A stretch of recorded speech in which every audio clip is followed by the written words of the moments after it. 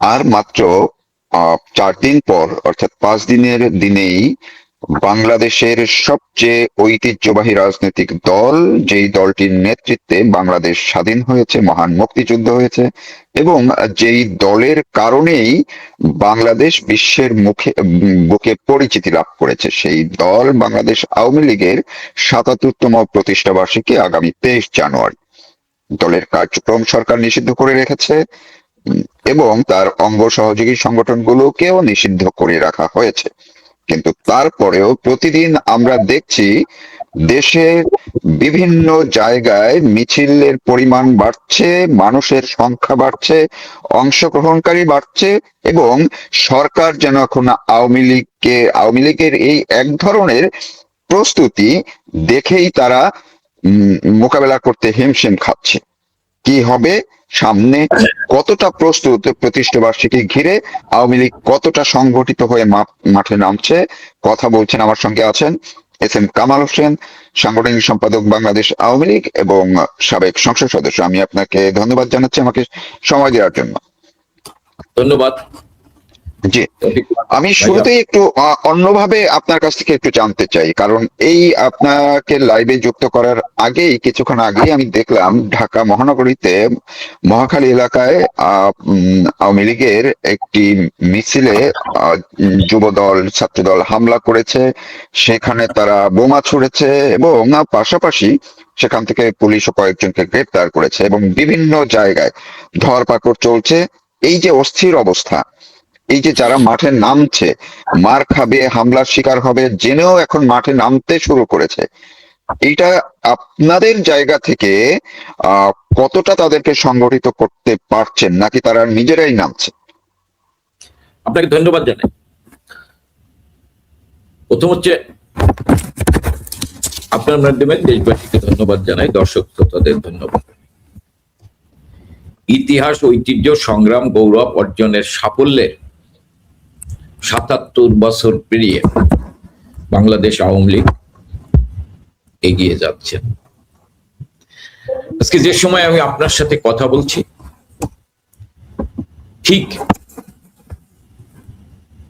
মানুষের, বাঙালির অধিকার আদায়ের জন্য, স্বাধিকার থেকে স্বাধীনতা, এই স্বপ্ন নিয়ে জনগণের আস্থার ঠিকানা বাংলাদেশ আওয়ামী লীগ যখন পূর্ব পাকিস্তান মুসলিম আওয়ামী লীগ নামে প্রতিষ্ঠা লাভ করেছিলেন 1949 সালের 23শে জুন, সেদিনের শাসক গোষ্ঠীও আওয়ামী লীগের উপর এইভাবে নির্যাতন করেছিল। এবং তখন আওয়ামী লীগ নেতা তরুণ শেখ মুজিব, যাকে আওয়ামী লীগের 1 নম্বর যুগ্ম সাধারণ সম্পাদক করেছিল, তিনি তখন পাকিস্তানের শাসক গোষ্ঠী কর্তৃক গ্রেপ্তার, পাকিস্তানের কারাগারে। অপরাধ, তিনি বাঙালির ভাষা, বাংলা ভাষার মর্যাদার জন্য প্রতিবাদ করেছিলেন এবং বাংলা ভাষার মর্যাদা রক্ষার জন্য এবং উর্দু পাকিস্তানের একমাত্র রাষ্ট্রভাষা হবে, এর প্রতিবাদে পাকিস্তানের জনক কায়দা আজম আলী জিন্নাহর এই কথার প্রতিবাদে সেদিন ধর্মঘট ছিল। সেই ধর্মঘটে যিনি গ্রেপ্তার হয়েছিলেন প্রথম, তিনি হচ্ছেন সেদিনকে তরুণ শেখ মুজিব, যিনি আজকে সর্বশ্রেষ্ঠ বাঙালি, জাতির জনক বঙ্গবন্ধু শেখ মুজিব। তিনি সেদিন জেলখানায়। এবং আপনি যে কথাটা বলেছেন, আমি বিস্তারিত আলোচনা করব। আওয়ামী লীগ মানুষের আস্থা অর্জন করেছিল বলেই বঙ্গবন্ধু আওয়ামী লীগের নেতৃত্বে মানুষ হাজার বছর ধরে বাঙালিরা যে স্বপ্ন দেখেছিল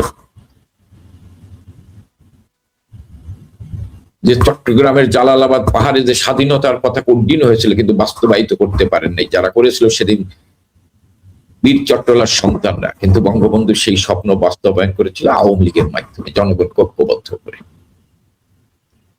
আওয়ামী লীগের বড় অর্জন, আওয়ামী লীগ বাঙালির হাজার বছরের স্বপ্ন বাস্তবায়ন করেছেন, একটি স্বাধীন ভূখণ্ডের জন্ম দিয়েছেন বঙ্গবন্ধু আওয়ামী লীগের নেতৃত্বে।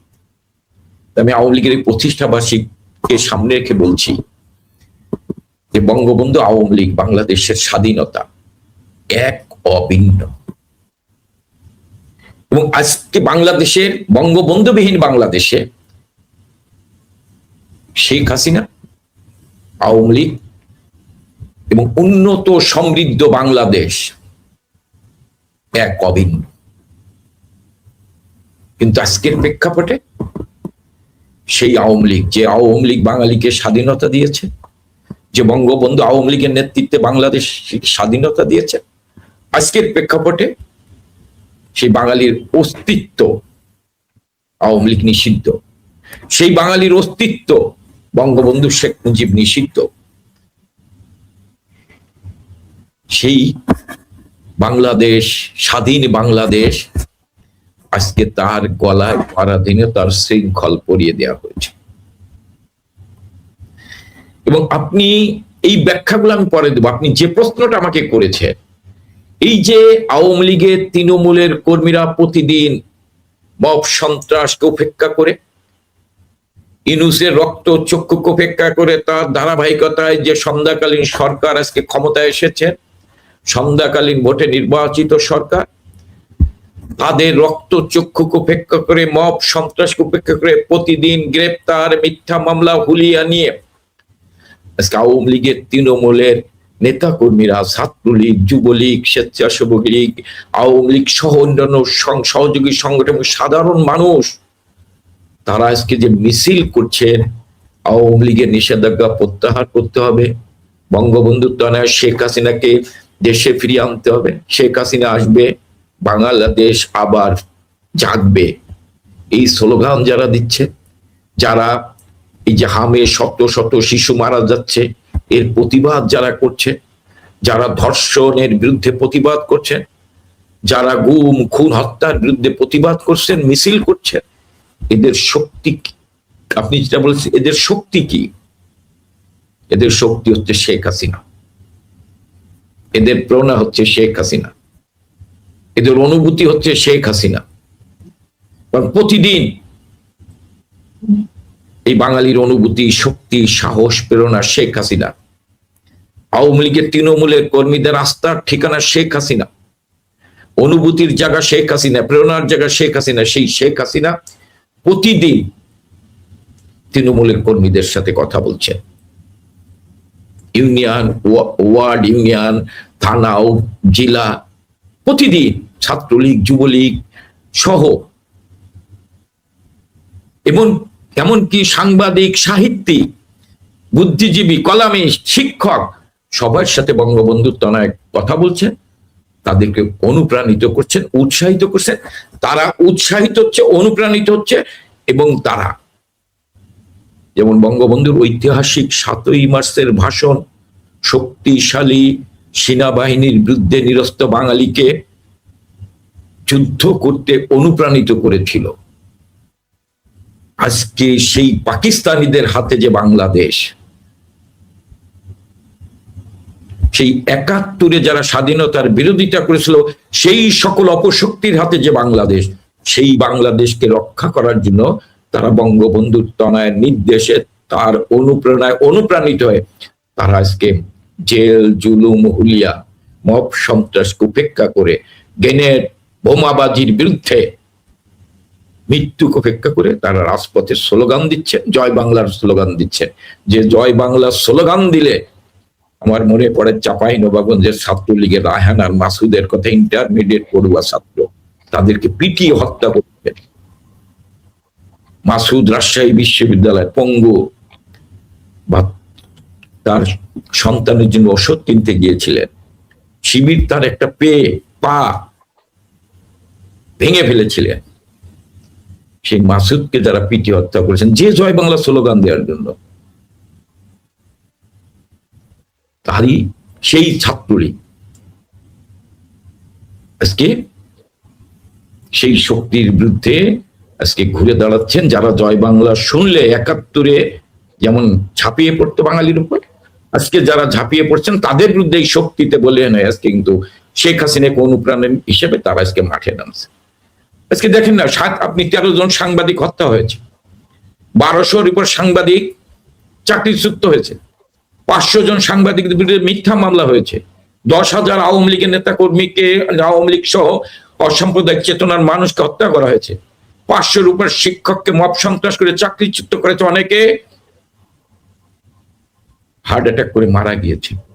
বিচারপতিদের মব সন্ত্রাস করে প্রধান বিচারপতি সহ বিচারপতিদের পদত্যাগ করতে বাধ্য করেছেন। একসাথে 61 জন 81 জন আইনজীবীকে গ্রেপ্তার করেছেন, পুলিশ হত্যা করেছেন, এবং সর্বশেষ সেনাবাহিনীকে অপমানিত করেছেন। কারা করেছেন?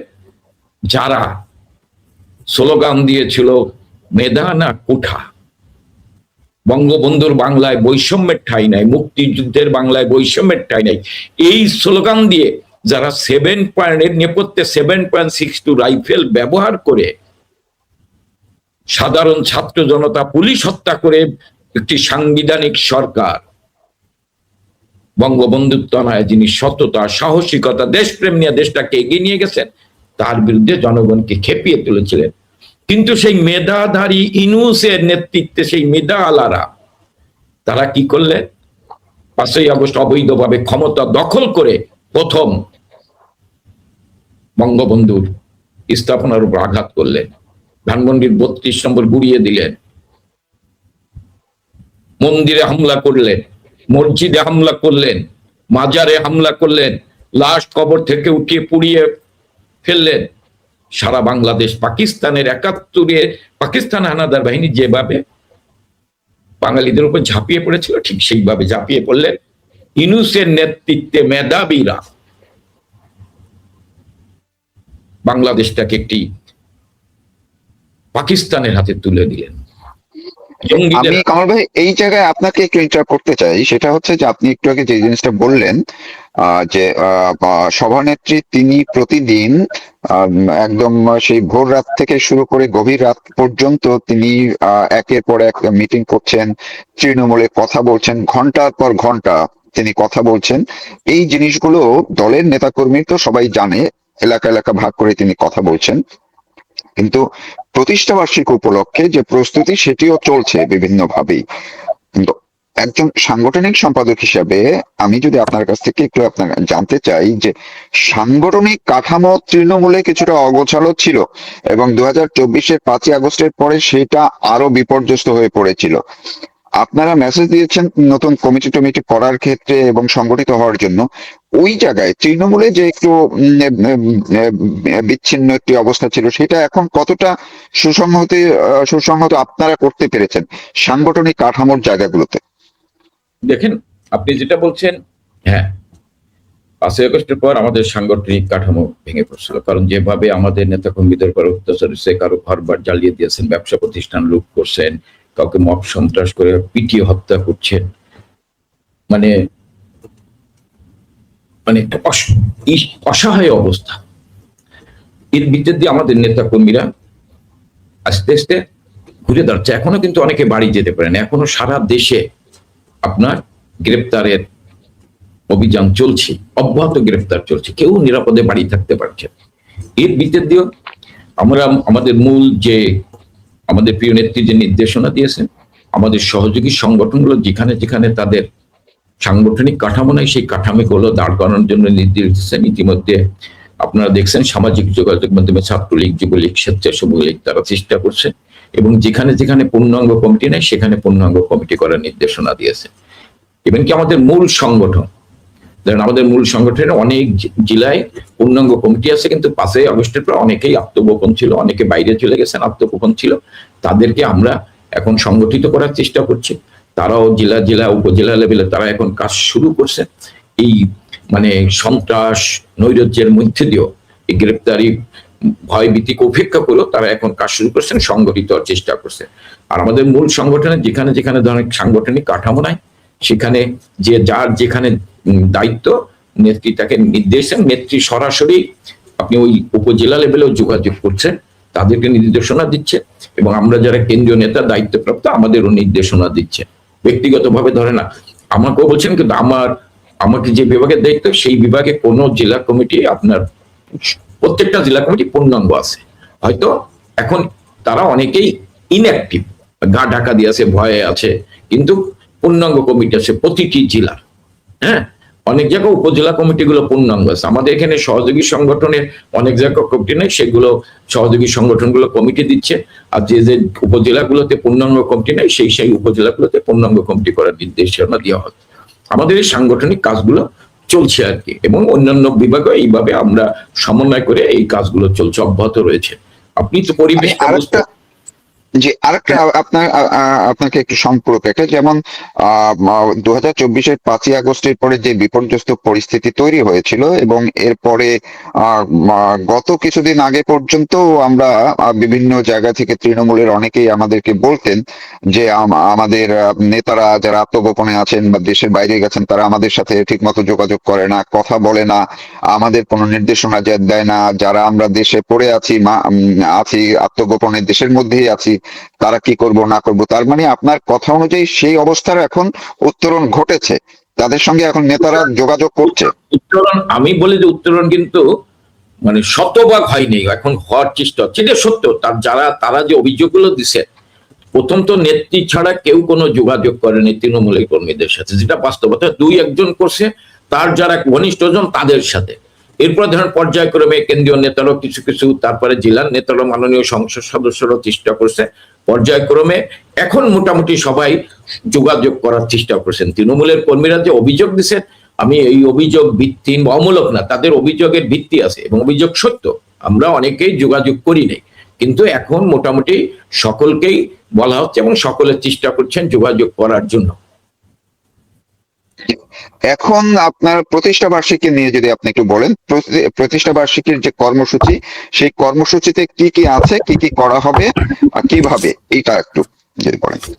ধরেন আমাদের যেটা হচ্ছে যে প্রতিষ্ঠা বার্ষিকীতে আমাদের হচ্ছে, আমাদের কর্মসূচি হচ্ছে, আমরা সকালবেলা ধানমন্ডি 32 নম্বরে বঙ্গবন্ধুর প্রতি আমরা শ্রদ্ধা জানাবো। বঙ্গবন্ধুর যদি আমাদের সুযোগ, আমাদের নেতা কর্মীরা যেতে পারে, এবং আমরা চেষ্টা করব যে যেখানে বঙ্গবন্ধু শায়িত আছেন বাবা মার পাশে, সেই আমাদের ঐতিহাসিক পবিত্র জায়গা টুঙ্গিপাড়া বঙ্গবন্ধুর প্রতি শ্রদ্ধা জানানো, মিলাদ মাহফিল, দোয়া মাহফিল করা, এবং সারা দেশে উপজেলা লেভেল পর্যায়ে আমাদের আলোচনা সভা করা, প্রকাশ্যে করতে না অনলাইন আলোচনা সভা করা, এবং আমরা চেষ্টা করব যে আমরা ওই দিন পতাকা মিছিল করার জন্য সারা বাংলাদেশ, এবং আমরা কেন্দ্রীয়ভাবে আমাদের নেত্রী প্রধান অতিথি এবং সভাপতি হিসেবে আলোচনা সভা করবেন অনলাইনে। সেখানে বঙ্গবন্ধু তার জননেত্রী শেখ হাসিনা, আওয়ামী লীগ সভাপতি,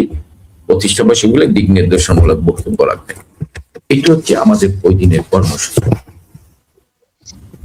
তো এই কর্মসূচি ঘিরে এমনি আপনারা যেটা বললেন যে পতাকা মিছিল হবে এবং আলোচনা অনলাইনে যেগুলো হবে, এটা তো হবেই, এটা হতে পারবে, এটা তো আর কোনো বাধা না। কিন্তু মাঠে যারা আছেন তারা যাতে অন্ততপক্ষে পতাকা মিছিল করতে পারে, এবং সেইখানে সরকার তো বাধা দিবে, পুলিশ বাধা দিবে, বিএনপি, জামাত, এনসিপি তারা বাধা দিবে, এগুলো উপেক্ষা করে অন্ততপক্ষে পতাকা মিছিল সারা দেশে যাতে হয়, সেটার জন্য প্রস্তুতি কি নিচ্ছে কিনা? আমরা যার যার জায়গার থেকে, দায়িত্বের জায়গা থেকে আমরা যোগাযোগ করার চেষ্টা করছি।